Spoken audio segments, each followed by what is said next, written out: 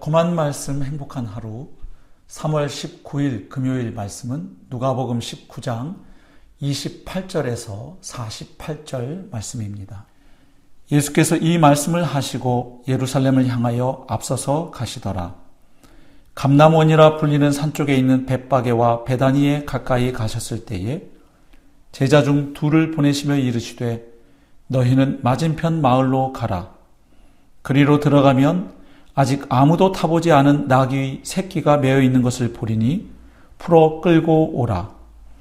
만일 누가 너희에게 어찌하여 푸느냐 묻거든 말하기를 주가 쓰시겠다 하라 하시매 보내심을 받은 자들이 가서 그 말씀하신 대로 만난지라.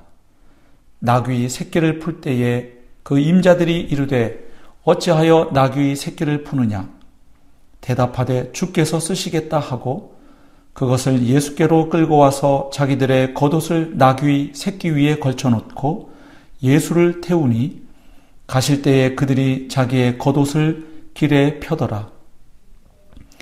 이미 감람산 내리막길에 가까이 오심에 제자의 온 무리가 자기들이 본 바 모든 능한 일로 인하여 기뻐하며 큰 소리로 하나님을 찬양하여 이르되 찬송하리로다 주의 이름으로 오시는 왕이여 하늘에는 평화요 가장 높은 곳에는 영광이로다 하니 무리 중 어떤 바리새인들이 말하되 선생이여 당신의 제자들을 책망하소서 하거늘 대답하여 이르시되 내가 너희에게 말하노니 만일 이 사람들이 침묵하면 돌들이 소리 지르리라 하시니라. 가까이 오사 성을 보시고 우시며 이르시되 너도 오늘 평화에 관한 일을 알았더라면 좋을 뻔하였거니와 지금 내 눈에 숨겨졌도다. 날이 이를지라 내 원수들이 토둔을 쌓고 너를 둘러 사면으로 가두고 또 너와 및 그 가운데 있는 내 자식들을 땅에 메어치며 돌 하나도 돌 위에 남기지 아니하리니 이는 네가 보살핌 받는 날을 알지 못함을 인함이니라 하시니라. 성전에 들어가사 장사하는 자들을 내쫓으시며 그들에게 이르시되 기록된 바 내 집은 기도하는 집이 되리라 하였거늘 너희는 강도의 소굴을 만들었도다 하시니라.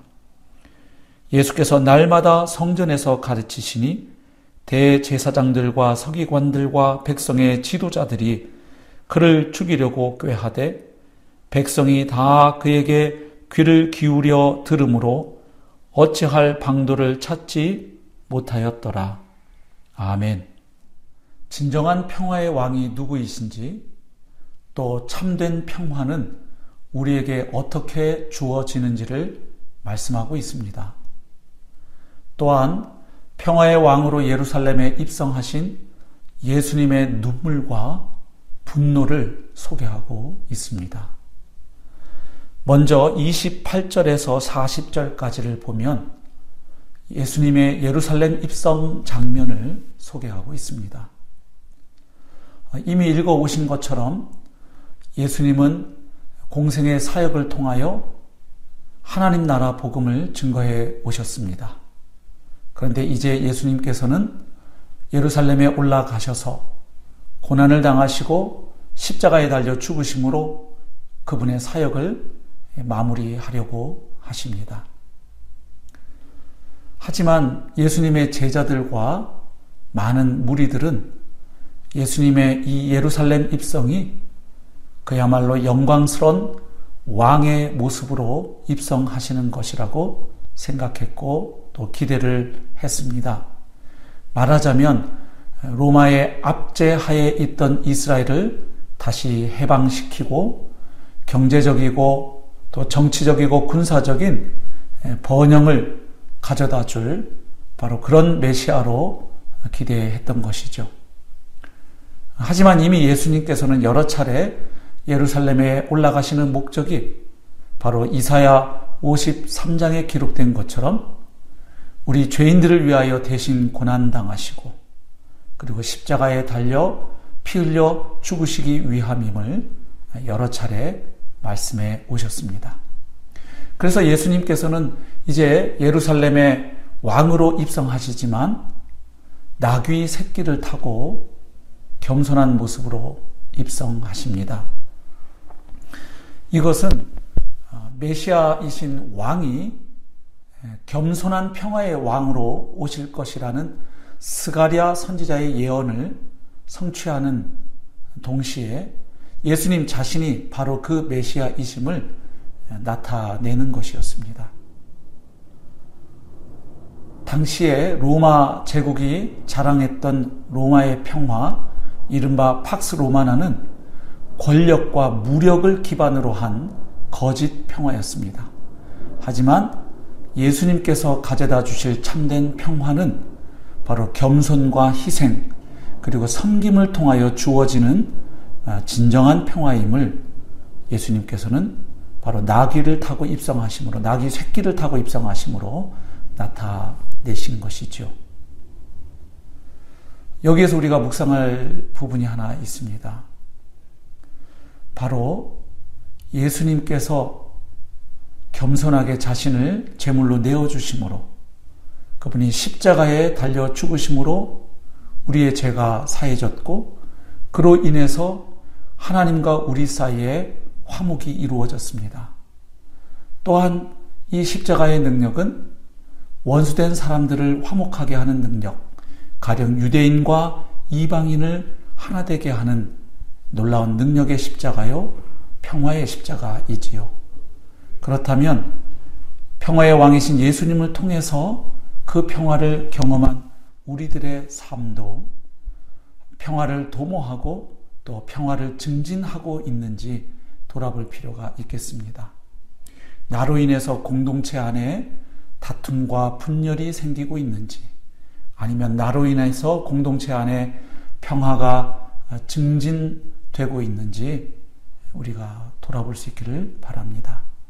또한 평화를 확산하기 위하여 내가 어떤 노력을 기울이고 있는지도 돌아보면 좋겠습니다.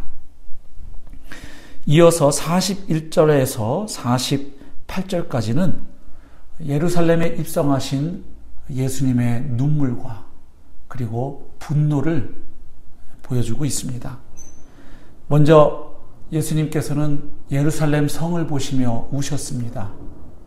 왜냐하면 예루살렘은 그 이름의 뜻이 평화를 볼 것이다 하는 뜻이지요. 즉 평화의 성읍으로 일컬어지는 예루살렘 성읍에 이제 잠시 후면 로마 군대에 의해서 침략을 받게 되고 결국 그 성이 멸망하게 될 것을 내다보셨기 때문입니다. 평화의 성읍이 평화의 왕으로 오신 예수님을 알아보지 못하고 그 성의 평화가 깨어지고 멸망에 이를 것을 보신 예수님은 참으로 안타까워하시며 눈물을 흘리셨습니다. 우리가 살고 있는 이 도시의 죄악을 바라볼 때 그것을 남의 것으로 여기며 손가락질을 하기보다는 그것을 우리의 죄악과 아픔으로 여기고 하나님께 이 도시를 위하여 중보 기도할 수 있는 우리가 될 수 있기를 소망합니다. 그리고 예수님께서는 예루살렘 성전에 들어가셔서 분노하셨습니다. 왜냐하면 하나님께 예배하고 하나님과 소통하는 그 거룩한 성전이 그야말로 강도의 소굴로 변해 있었기 때문입니다. 당시 성전 권력자들과 결탁한 이 장사꾼들이 말도 안 되는 폭리를 취하고 있는 그 현장을 목격하시고 예수님은 내 집은, 즉 성전은 하나님께 기도하는 집이어야 하는데 너희가 강도의 소굴을 만들었도다고 책망하시면서 분노하십니다. 이 예수님의 모습을 보면서 우리도 묵상할 것이 있습니다. 과연 나는 예수님이 슬퍼하는 것을 나도 슬퍼하고 있는가? 또한 나는 예수님께서 분노하시는 것을 나도 분노하고 있는가? 우리가 돌아보아야 하겠습니다. 그리고 신약 말씀에 의하면 하나님의 은혜로 구원받은 성도들이 이제 성전입니다. 우리 한 사람 한 사람이 주님께서 거하시는 성전이고 또 그 성도들이 모여서 이루어진 공동체가 곧 교회가 성전입니다. 그렇다면 과연 나는 또 우리 공동체는 성전다움을 잘 회복하고 있는지 누리고 있는지 돌아보아야 하겠습니다. 나 자신이 성전임을 기억하고 늘 하나님과 동행하는 삶으로 나아가는지 또 우리 공동체 가운데 하나님의 임재가 있고 그 하나님의 임재로 말미암아 우리의 영혼이 회복되고 평화가 더욱 커지며 그리고 하나님의 영광을 목도한 자들을 통해 하나님의 영광이 또한 세상 사람들에게 비춰지고 있는가 우리가 돌아보며 기도할 수 있겠습니다. 사랑하는 성도 여러분, 오늘 하루도 평화의 왕이신 주님과 동행하는 하루, 그래서 그 주님께서 주시는 참된 평화를 누리고 사시기를 축복합니다. 또한 그 평화의 소식을 우리 주변 사람들에게 소개하고 전하는 일에 쓰임받는 복된 하루의 삶이 되기를 우리 주님의 이름으로 축복합니다.